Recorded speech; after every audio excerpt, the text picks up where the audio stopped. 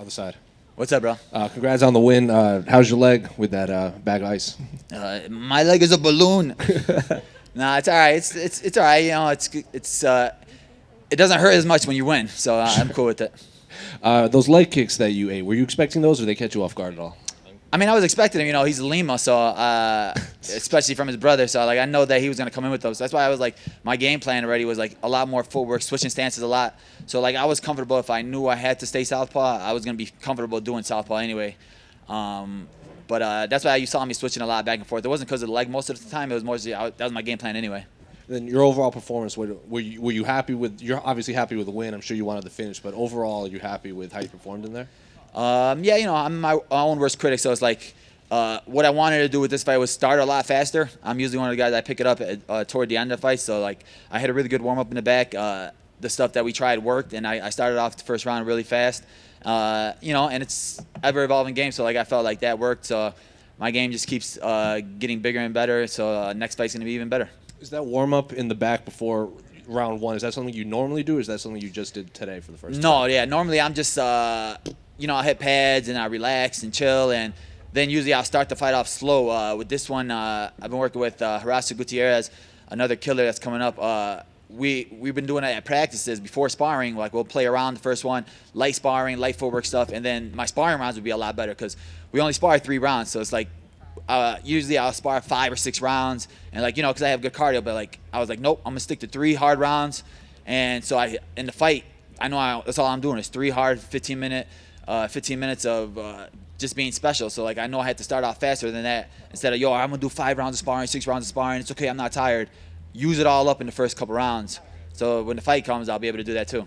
Then you called out Li Jiang in the broadcast. Is anything specific about him, or just the rankings that you like that makes Yeah, it's sense? just a ranking, man. I've been asking and freaking pleading for a ranked guy this whole time. They didn't give it to me. Then they finally got rid of a couple of these guys that are just all talkers, like Nate Diaz and stuff. They shouldn't be in the rankings, so they finally got rid of these guys, and they put real fighters out there that are actually competing and stuff like that. So like, I finally got in there, but like, I didn't earn that spot until I won. So I won today.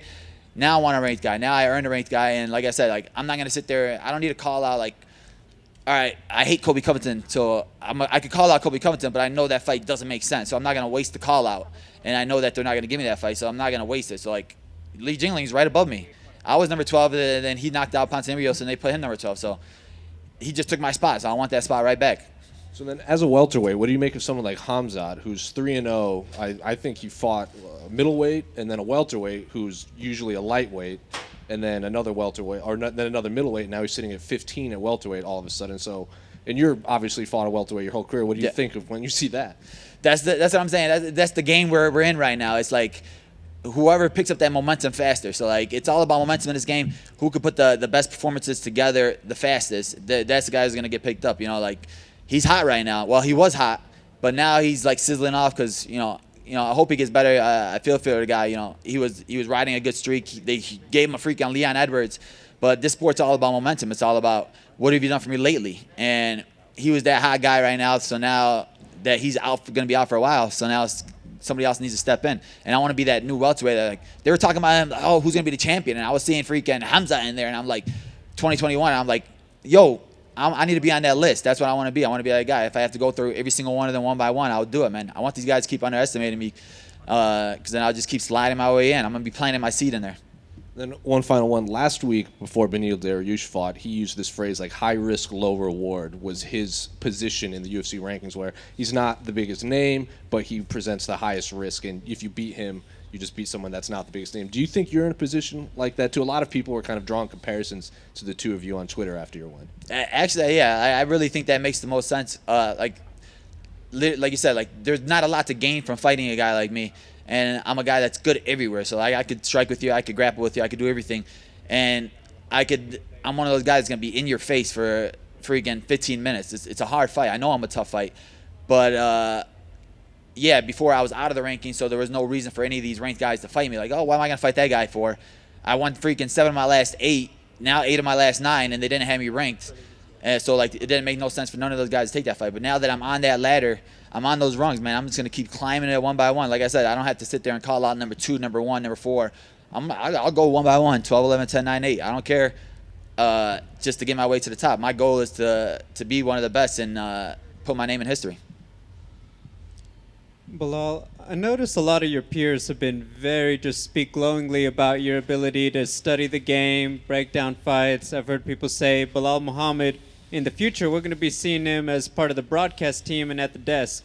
What does it mean to you to hear that from your peers about your ability to study the game and talk about it? That means a lot, man.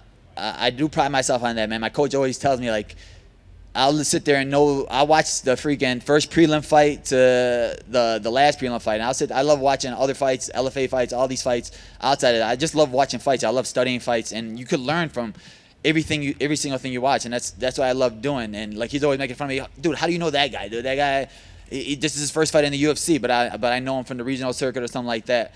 And, yeah, you know, this sport, this window's so small to be an athlete in this sport. So, yeah, like, obviously I want to plant my seed and do something else with it. I got my show, Remember the Show, on every Thursday night, 7:30. People check it out. DC is going to be coming on soon. But, yeah, biggest thing is, like John Anik always told me, like, just get your reps in, man. It's all about reps. Like, even if you're not getting the most views on that show, you're going to get more comfortable in front of a camera. You're going to get more comfortable talking to fighters. And it's just been awesome. Like, me starting that podcast was the best thing that happened to me. And I've been getting great guys on there like Dustin Poirier, Michael Bisping, Forrest Griffin. And, like, I'll be like, man, it's so easy just to get these guys on the show. And they're like, well, you're a good guy. Like, we'll accept that just because you're a cool guy. So we won't say no to you. And I was like, it means a lot that these guys think of me like that. Congratulations. Thank you. Belal, as you were going on your run and you were thinking about ranked guys that you wanted to fight, were there any specific names that you asked for that you did not get? You mentioned Nate Diaz. Was he somebody that was on your list at one point? I mean, Nate Diaz is always on my list, just that money fight, of course. Like, I don't think like I said, he's not the best fighter, but he's going to bring in numbers. So, you know, your life's going to change just by fighting him. And, of course, I'm a prize fighter, so that bank account going up is not going to hurt me. But, yeah, you know, like I sat there in my last fight. I called out Lee Jingling before. I didn't get it. I called out Ponzinibbio after my last fight. They gave Lee Jingling Ponzinibbio.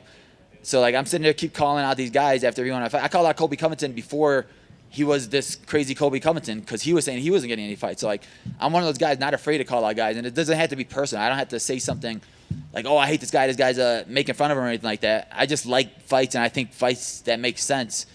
And like you said, like he says, like, I could be an analyst, and I feel like that fight makes sense. Like, I know what makes sense ranking-wise. I know what makes sense to matchmakers.